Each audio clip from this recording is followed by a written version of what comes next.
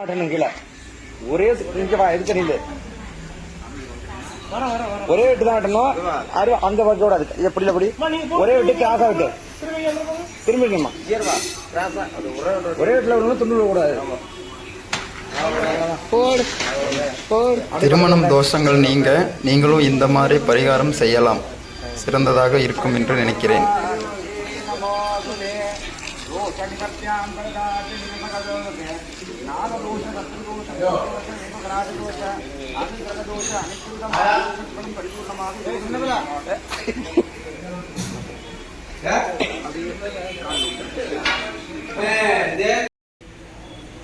திருமணம் தோஷங்கள் இந்த மாதிரி இருந்தது அப்படின்னா கண்டிப்பாக இந்த மாதிரி வாழை மரத்தை வச்சு வெட்டினா அந்த திருமணம் தோஷம் வந்து நீங்கினதாக வந்து சொல்லப்படுகிறது ஜாதக ரீதியாக அப்படின்னு நினைக்கிறேன். ஆனாலும் இந்த மாதிரி அவங்க மன திருப்திக்காக பண்ணுறது நல்ல விஷயம்தான். நன்றி, வணக்கம்.